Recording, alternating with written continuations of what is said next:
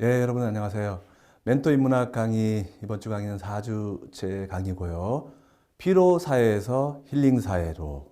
여러분들 요즘 피로 사회라는 말 많이들 들어보셨을 겁니다. 그렇죠?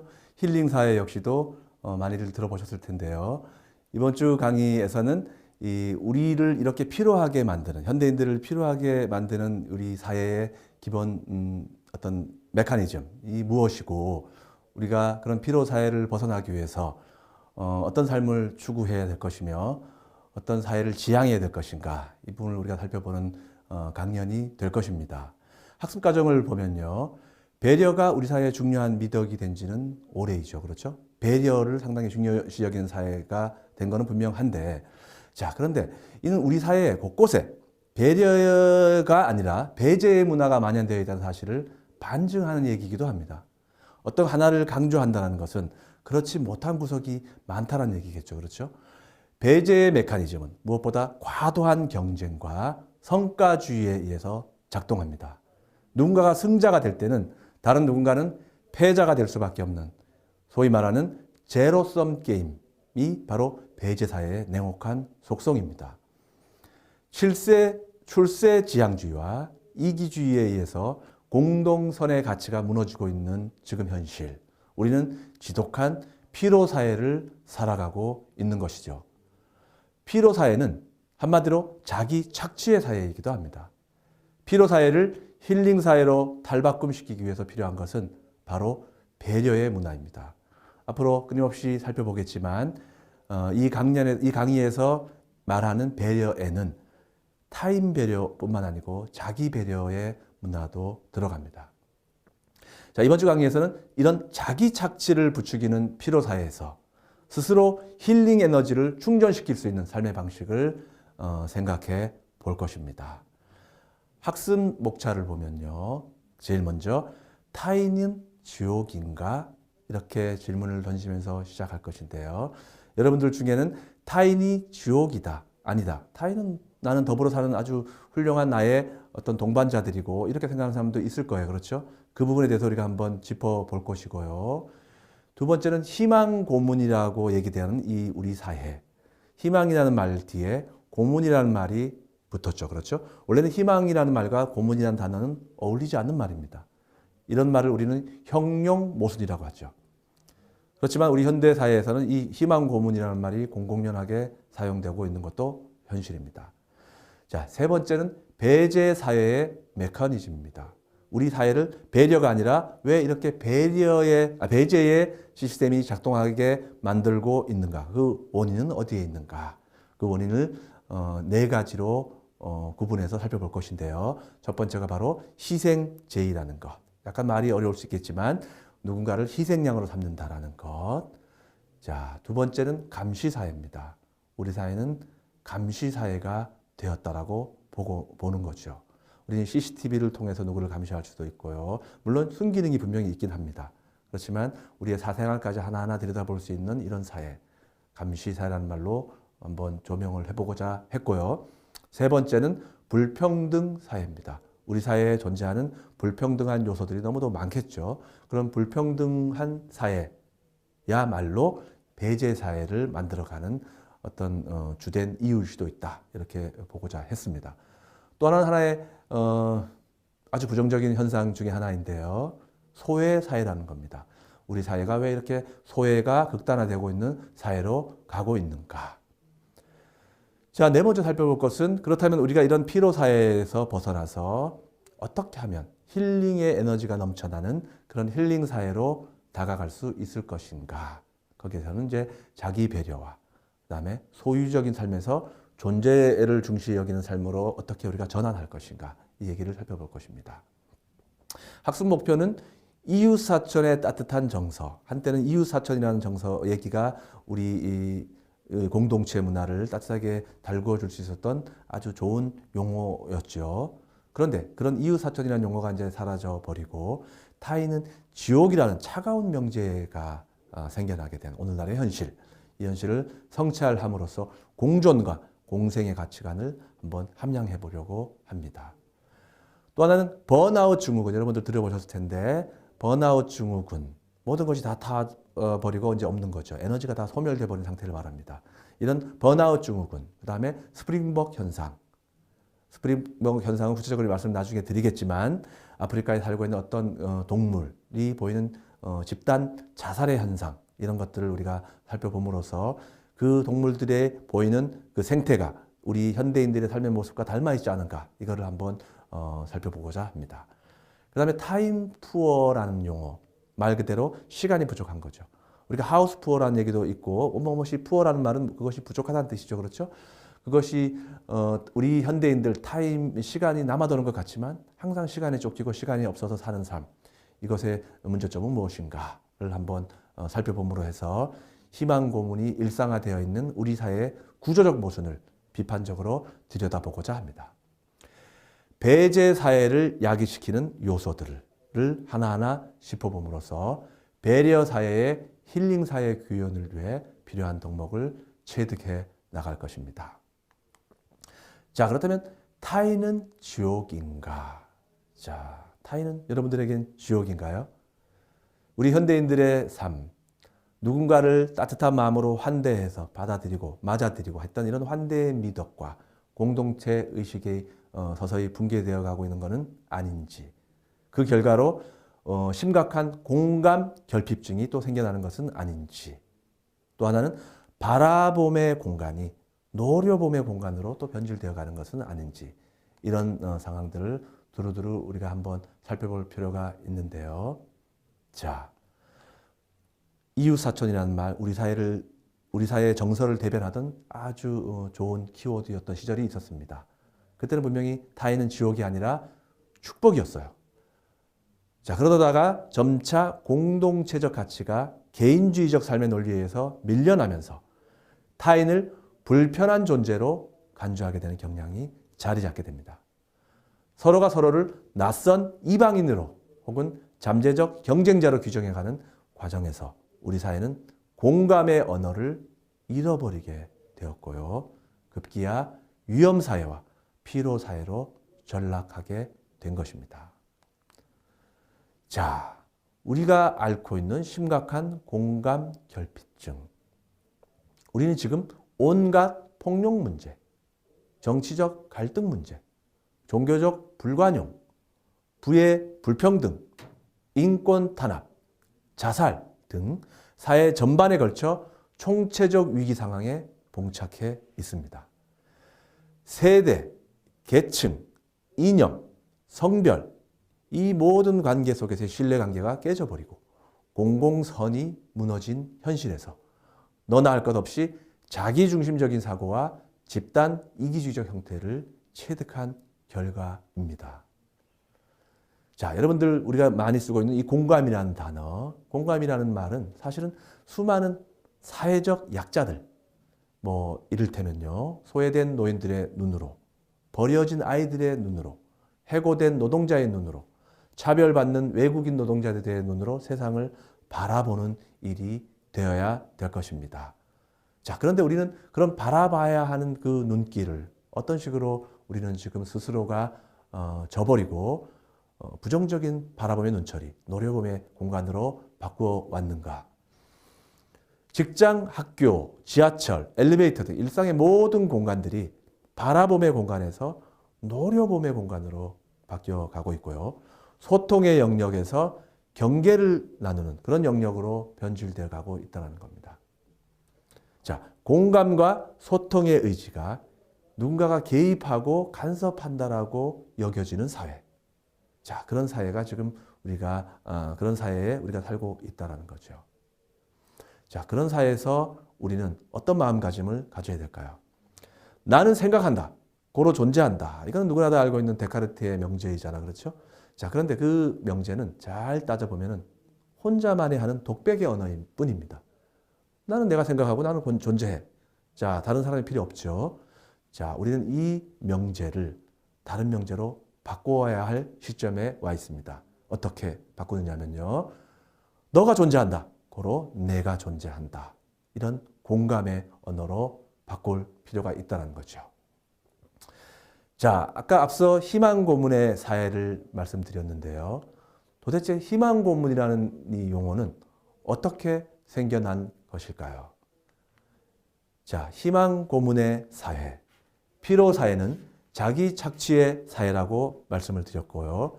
피로 사회에서 현대인은 피해자인 동시에 가해자이기도 합니다.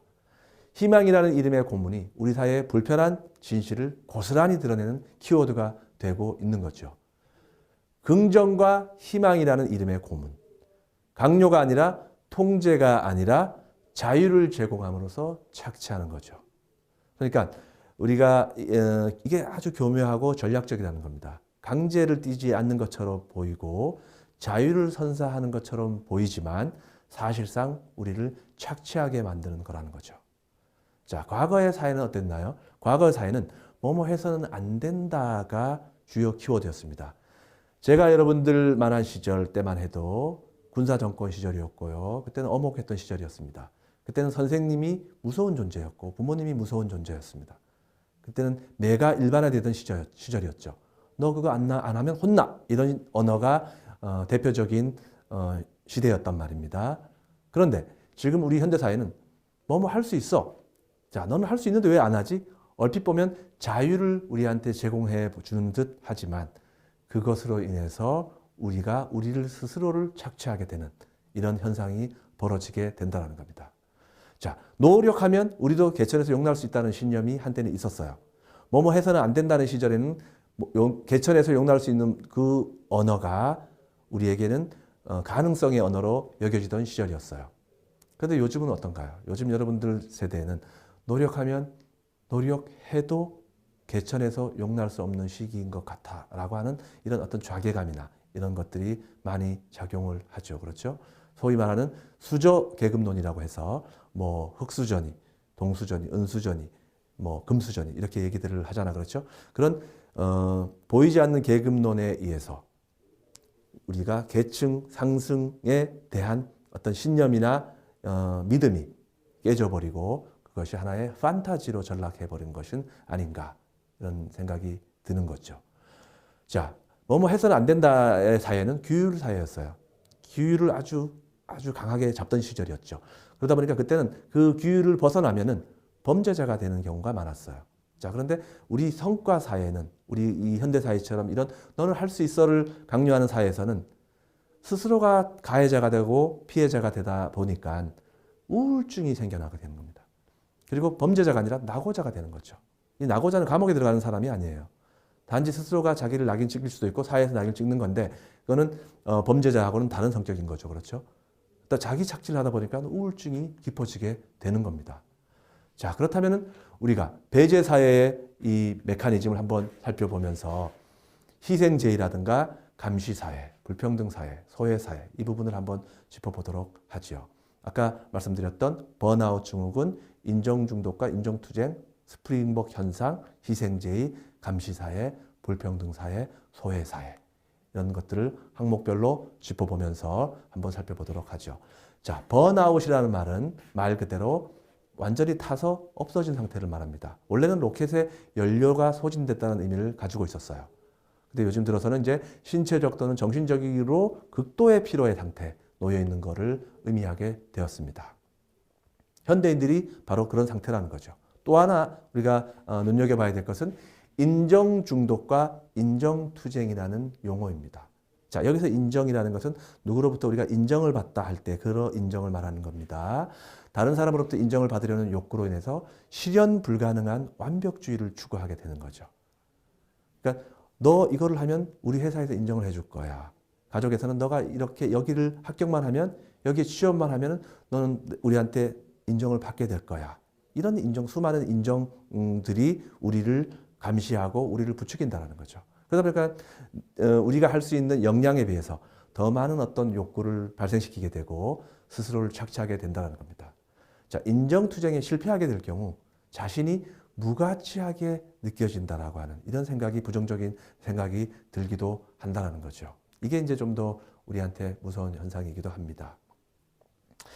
스프링복 현상, 아까 말씀드린 것처럼 아프리카에 살고 있는 어떤 동물인데요. 이 동물들은 선천적으로 탁월한 식욕을 가지고 있다 그래요.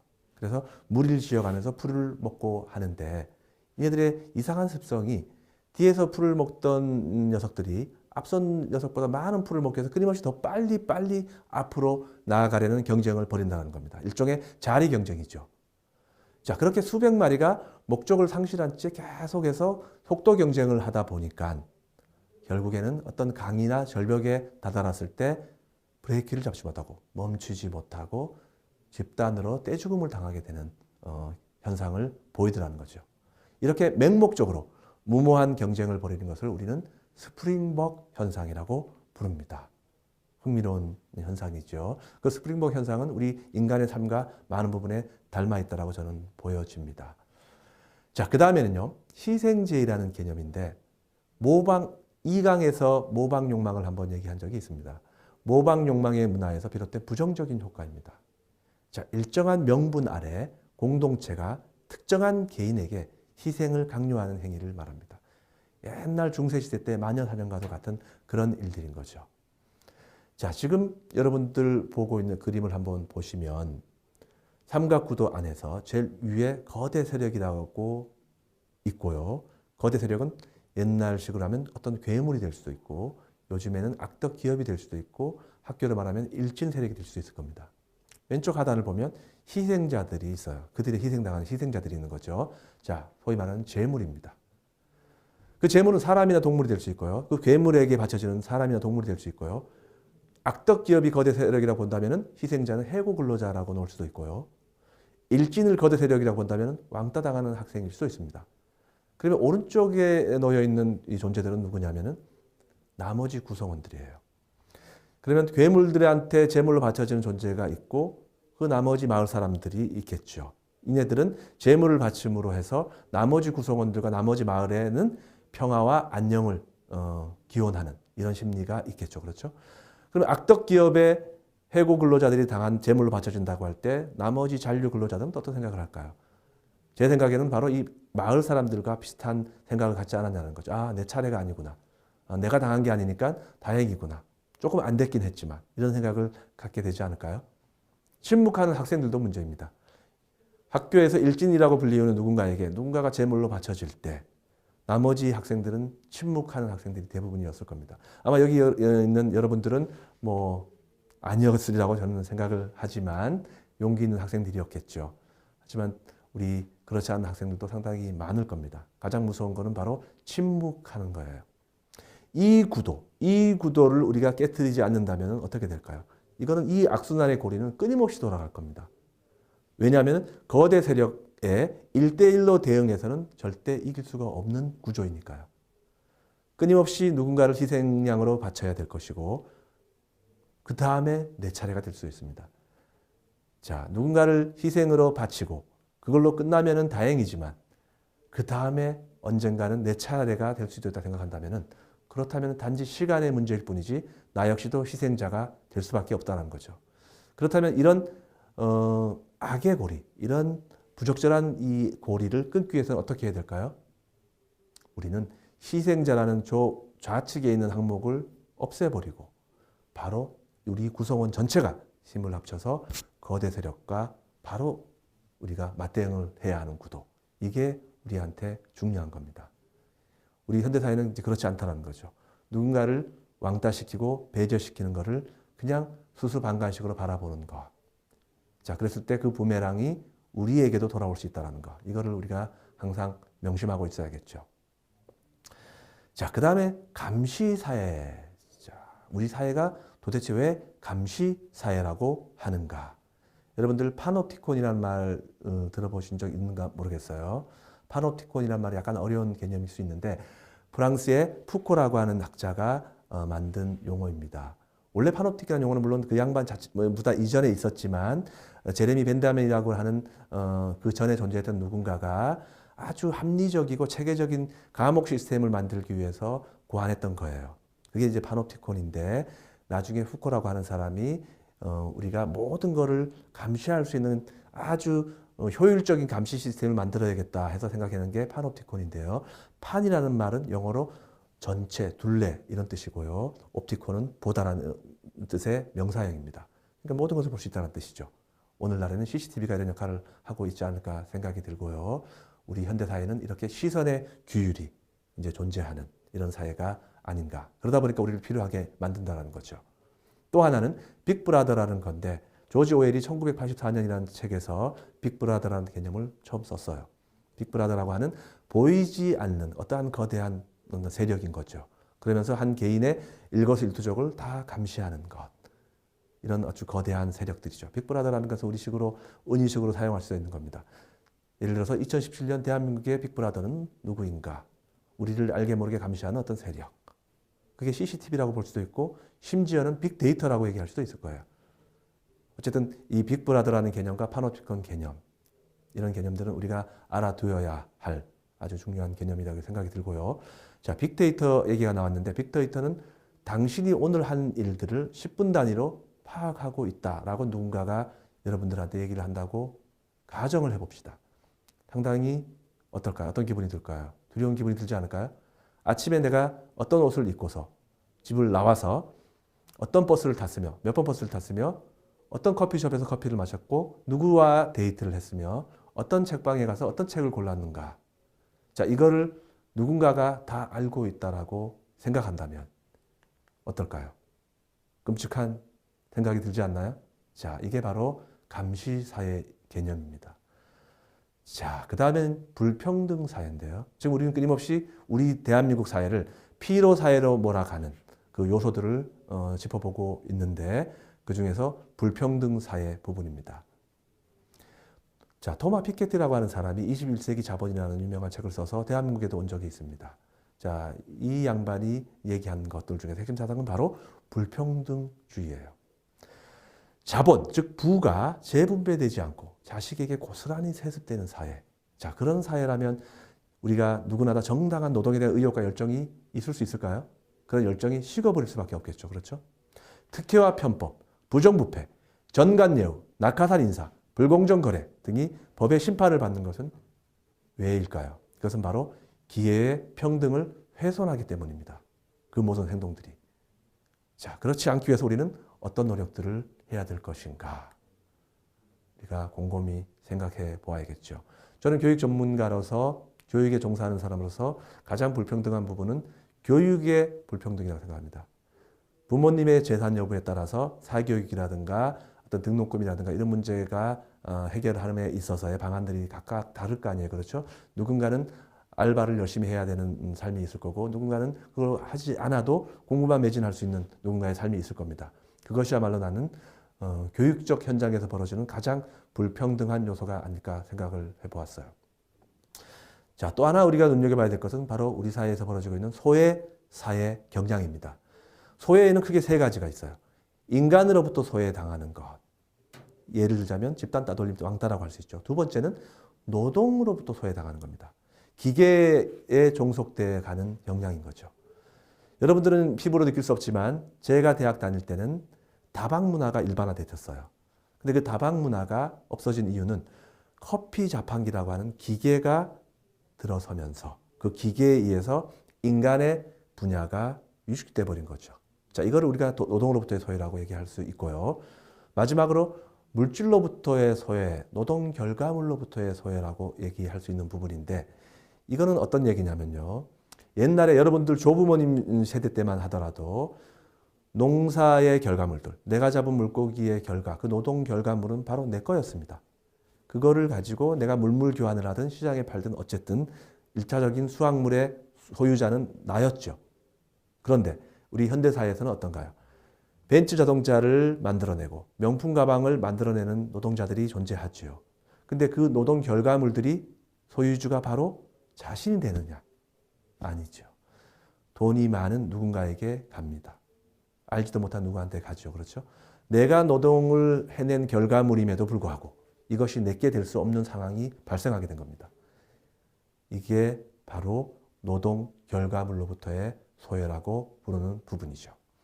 자, 그렇다면 우리가 지금까지 살펴본 이런 피로사회의 여러 가지 요소들, 이런 요소들로부터 우리가 탈피해서 어떻게 하면 스스로를 힐링 에너지를 풍성하게 만들 수 있는가, 이 부분에 대해서 우리가 한번 고민을 해볼 필요가 있을 겁니다.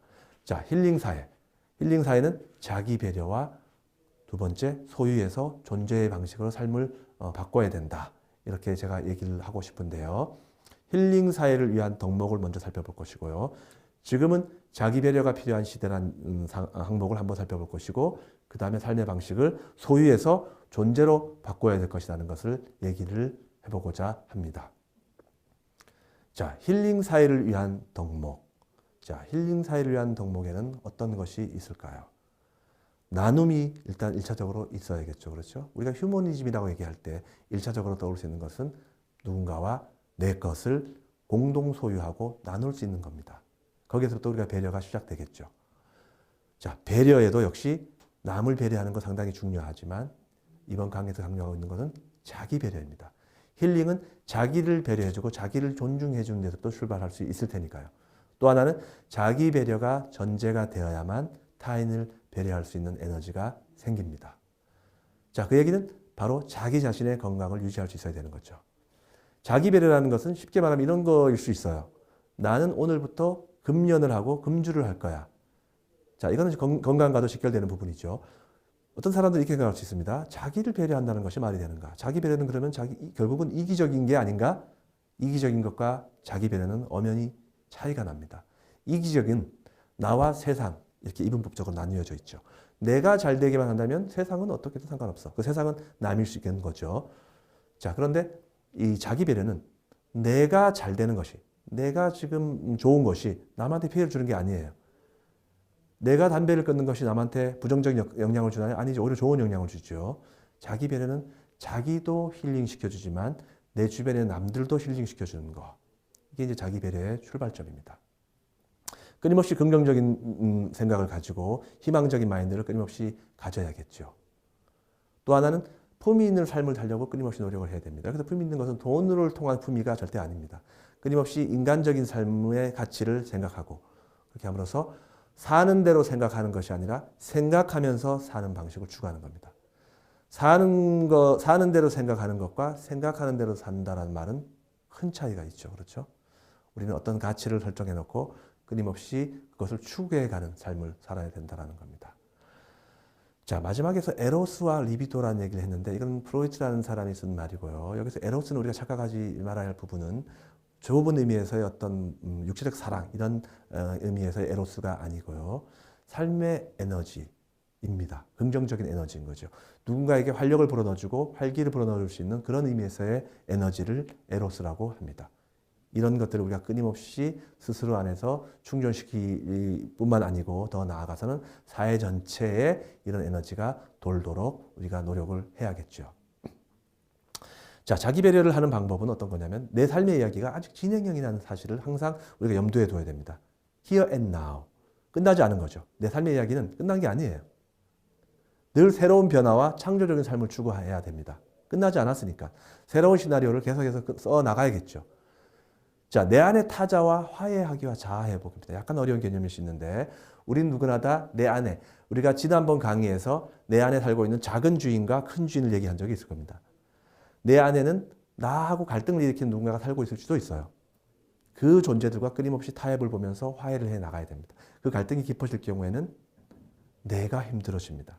우리 사회에서 빈번히 벌어지고 있는 묻지마 폭행이라든가 이런 폭력적인 상황들은 사실은 내 안에 존재한 다른 내 안에 누구와 화해하지 않았기 때문에 아니면 화해하지 못했기 때문에 발생하는 일들이라고 할 수 있습니다. 자, 그래서 결론적으로는 자기 배려는 곧 타인에 대한 필요 충분 조건이라는 거요. 항상 염두에 두어야 될 것입니다. 자, 그렇다면 소유에서 존재로 이건 도대체 무슨 얘기일까? 우리 자기 배려의 삶을 위해서는요. 소유의 논리로 살아온 삶과 이별할 필요가 있습니다.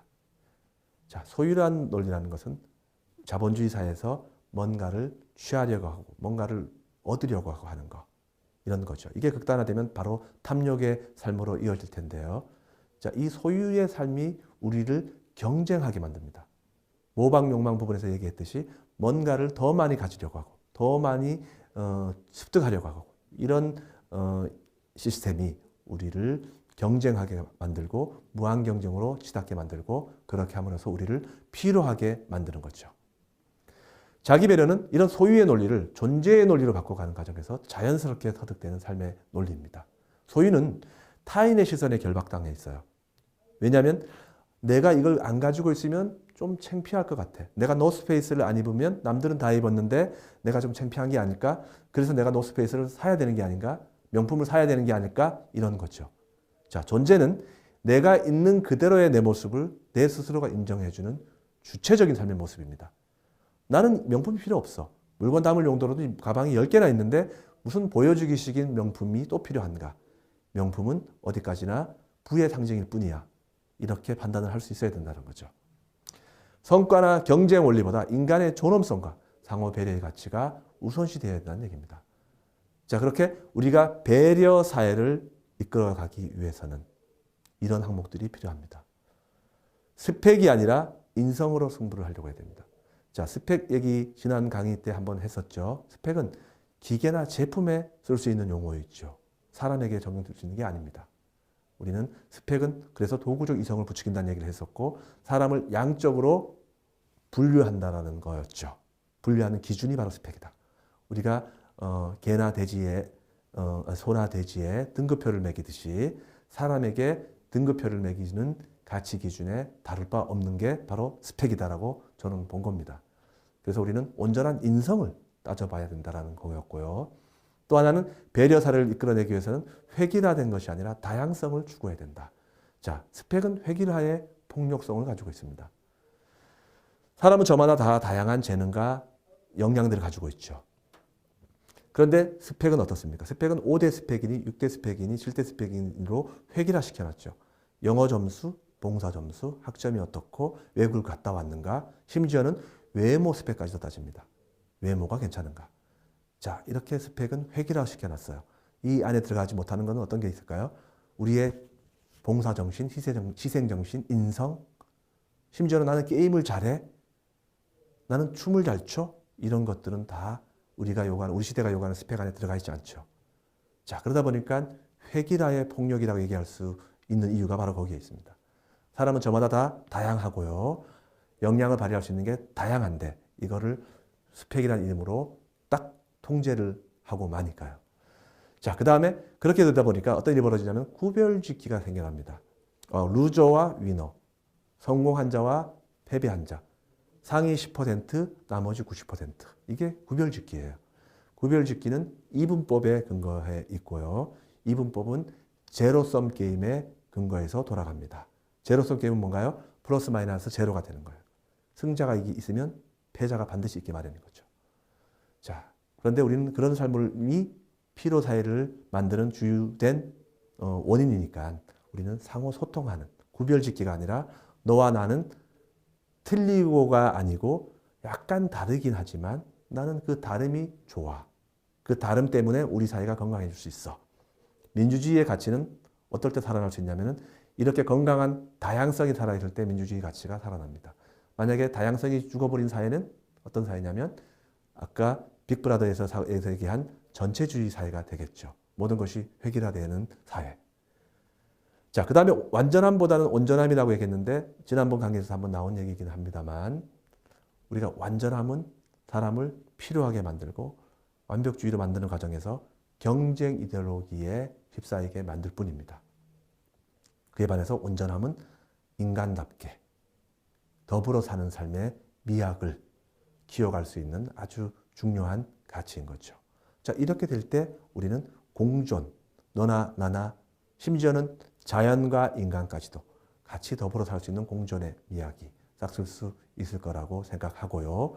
그것이 바로 우리를 배려사회로 데려다 줄 것이며 그 배려사회야말로 우리에게 힐링의 에너지를 충전시킬 수 있는 사회가 될 것이라는 겁니다.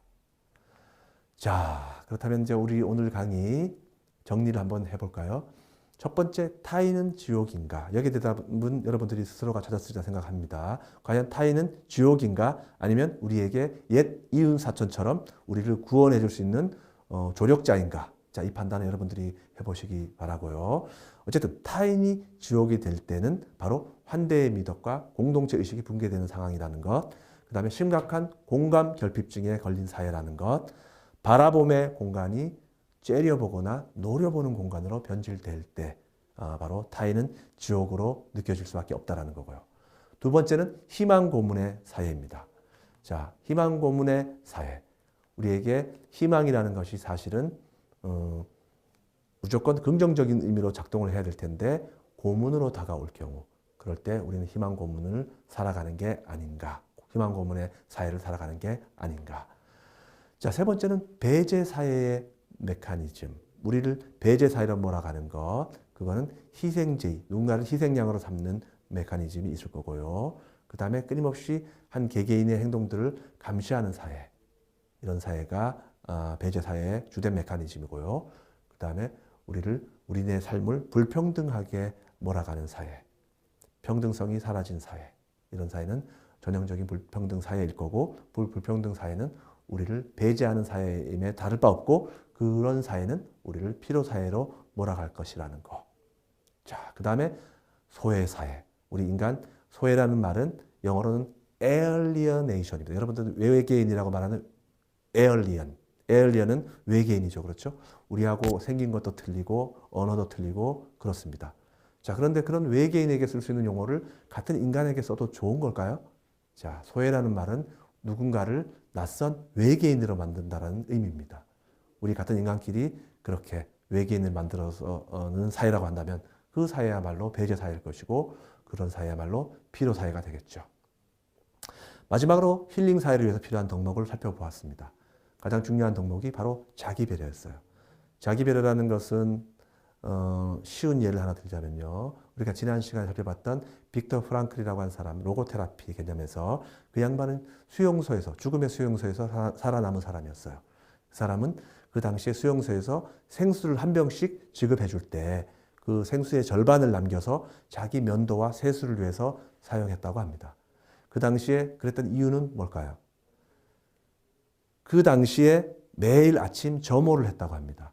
줄을 세워놓고 노동력이 오늘 있는가 없는가를 판단해서 노동력의 가치가 없다라고 판단되면 가차없이 가스실로 보냈다는 겁니다. 자, 그러려면 살아남으려면 어떻게 해야 될까요? 하루라도 더 살아남으려면 내 안은 노동력의 가치가 있으니까 아주 난 생생해. 그렇게 보려면 면도도 열심히 해야 되고 밝은 모습을 보여야겠죠. 결국은 빅터 프랑클은 죽음의 수용소에서 살아남을 수 있었습니다. 나는 살아서 가족을 만날 거고 나는 앞으로도 살 날이 많고 삶의 의미도 추구할 게 많은데 왜 내가 이렇게 스스로를 내가 버릴 것인가.